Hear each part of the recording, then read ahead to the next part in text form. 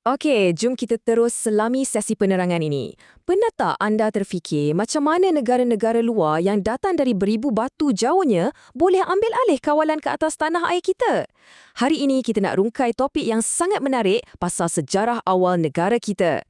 Kita akan tengok bagaimana kuasa-kuasa barat ni sebenarnya gunuk buku panduan strategi yang berbeza-beza secara total. Jujur saya cakap, penceritaan sejarah ni bukan saja mendalam tapi memang penuh dengan tipu muslihat yang tak dijangka. Sambil kita bersembang ni, saya nak anda simpan satu soalan penting dalam kepala. Macam mana sebenarnya mereka berjaya menguasai kita? Dan yang lagi menarik, macam mana taktik mereka berubah dari mula-mula main serang membabi buta guna senjata kepada taktik manipulasi dan perjanjian atas kertas yang sangat licik. Untuk memudahkan pemahaman, kita akan susun perjalanan naratif ni kepada beberapa fasa. Mula-mula kita tengok matlamat asal mereka. Lepas tu kita bedah strategi satu persatu, bermula dari Portugis, lepas tu Belanda dan kelicikan British. Kita juga akan sentuh beberapa kes khas di Pulau Pinang dan Sabah dan akhir sekali, apa iktibar yang kita boleh bawa sampai ke hari ini. Baiklah, kita masuk ke bahagian pertama. Sebelum kita pergi jauh, kita kena faham dulu apa yang buat kuasa-kuasa barat ni gila-gila nak datang ke rantau kita pada asalnya. Kalau kita renungkan perjalanan jauh mereka dari benua Eropah, memang tak masuk akal mereka sanggup harungi lautan berbulan-bulan tanpa sebab kukuh kan? Kuasa macam Portugal, Belanda dan Britain ni pada mulanya didorong oleh tiga benda klasik. Nak bolut kekayaan, nak kembangkan agama dan nak kejar kemasyhuran. Tapi bila zaman makin moden, lebih-lebih lagi lepas terusan Swiss dibuka, perjalanan jadi makin singkat. Motif mereka pun mula bertukar menjadi lebih tamak, berselindung di sebalik pelaburan komersial dan slogan manis seperti beban orang putih.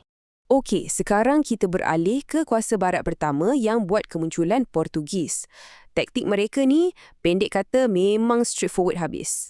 Matlamat mereka cuma nak kuasai perdagangan rempah dan luaskan pengaruh. Pada awalnya, Lopez de Sequeira cuba berunding pada tahun 1509. Tapi bila rundingan tu gagal, ketua armada mereka Alfonso de Albuquerque, apalagi dia terus ambil jalan pintas guna kekerasan fizikal secara mutlak. Tanpa banyak bicara, mereka lancarkan 3 gelombang serangan ke atas Melaka antara Julai dan Ogos 1511 dengan senjata moden. Tiada lagi diplomasi, yang ada cuma bunyi tembakan meriam. Situasi tadi tu sebenarnya titik tolak kepada satu perubahan besar yang sangat penting untuk kita faham. Ada satu anjakan. Daripada pertempuran berdarah dan perang bersemuka zaman Portugis, kuasa-kuasa yang datang lepas tu mula guna pendekatan yang kononnya lebih bertamadun. Mereka panggil ia perjanjian diplomatik. Nampak macam lebih bersopan kan? Tapi hakikatnya, perjanjian atas kertas nilah perangkap halus yang jauh lebih memusnahkan. Seterusnya, kita lompat ke era Belanda. Mereka ni lebih kepada minda ahli perniagaan. Mereka cepat sedar yang asyik nak berperang je memanjang, memang akan bakar duit dan rugikan bisnes mereka. Jadi, pendekatan Belanda ni ada 3 cabang utama. Ya, sesekali mereka masih menyerang secara fizikal, terutamanya bila orang tempatan di Pulau Pangkor atau Johor memberontak tak nak ikut monopoli ekonomi dorang. Tapi, dalam masa yang sama, dorang cukup laju bab ikat perjanjian. Contohnya dengan Perak dan Selangor semata-mata nak kawal hasil biji timah. Dan yang paling bijak, strategi ketiga, pakatan. Bayangkan pada 1641, dorang sanggup berpakat dengan Johor untuk kalahkan musuh ketat dorang iaitu Portugis demi merampas Melaka. Nah, sekarang kita masuk babak British pula. Kalau anda rasa Belanda tu dah cukup bijak, British ni tahap kelicikannya memang level lain. Mereka ni pakar manipulasi yang sebenar. Cuba kita bandingkan strategi mereka. Kalau Belanda tadi banyak bergantung pada 3 teras tu, British pula datang dengan pendekatan serampang 7 mata yang sangat-sangat kompleks. Selain pakatan dan serangan, mereka tambah lagi resepi baru. Manipulasi, tipu helah, ugutan secara desakan dan juga sistem pajakan. Kenapa buat rumit macam ni? Sebab British nak elak peperangan terbuka yang makan kos besar, tapi pada masa sama masih boleh jadi bos yang pegang semua kawalan. Kalau tak percaya, mari kita tengok macam mana mereka play the game. Dorang memang pantas ambil peluang manipulasi isu berebut tahta di Singapura dan Perak pada 1871 semata-mata nak angkat calon boneka dorang. Di Selangor pula, kejadian lanun di perairan terus dijadikan modal untuk ugut dan desak Sultan terima campur tangan British. Lagi gila, menerusi perjanjian London 1824, dorang boleh kautim berpakat dengan Belanda untuk potong dan bahagikan rantau kita ni. Hasilnya, British dapat Melaka secara percuma. Okey, jom kita pergi lebih mendalam sikit ke bahagian kelima. Kita akan tengok dua kes kajian spesifik yang memang syarat dengan unsur penipuan, iaitu apa yang jadi di Pulau Pinang dan di Sabah. Kisah di Pulau Pinang ni sebenarnya memang tragis. Ini adalah kisah di mana Francis Light mempermainkan kelangsungan kedaulatan sebuah negeri. Dia guna taktik tipu helah sepenuh-penuhnya terhadap Sultan Kedah, Sultan Abdullah, yang waktu tu memang tengah terdesak nak selamatkan negeri baginda. Cuba hayati rentetan perangkap ni.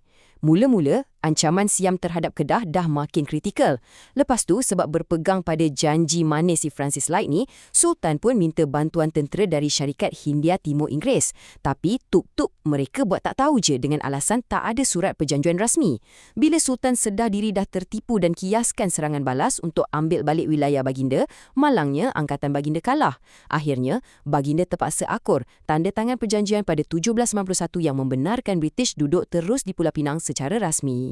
Nun jauh di Sabah pula, rentaknya sangat berbeza.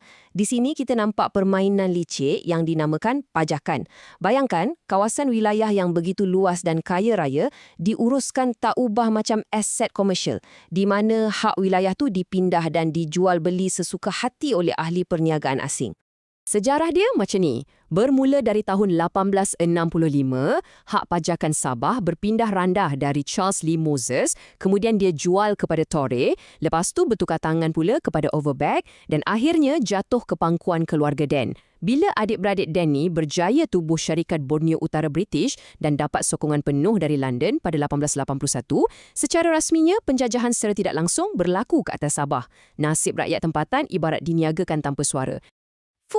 Panjang sungguh permainan catur kuasa-kuasa barat ni kan? Sekarang kita masuk ke bahagian penutup. Selepas kita tengok semua corak dan muslihat diorang tadi, apa pengajaran yang kita boleh bawa pulang hari ini? Kesimpulan dia ringkas tapi sangat mendalam.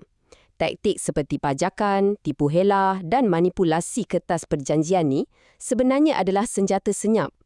Bila kita serahkan sedikit ruang atau terperangkap dengan perjanjian palsu, sikit demi sikit, lama-kelamaan, kedaulatan tanah air pasti akan tergadai.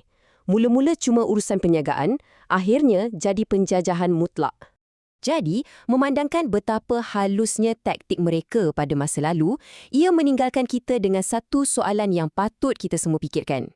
Di zaman moden ini, adakah kita cukup cerdas dan waspada untuk mengesan anasir asing yang mungkin menggunakan taktik manipulasi versi baru macam jerat hutang ekonomi atau campur tangan teknologi semata-mata nak goyahkan kedaulatan kita sekarang? Kuasa dan kefahaman itu adalah benteng utama kita. Fikir-fikirkanlah. Terima kasih banyak kerana meluangkan masa untuk penerangan ini dan teruskan kekal waspada.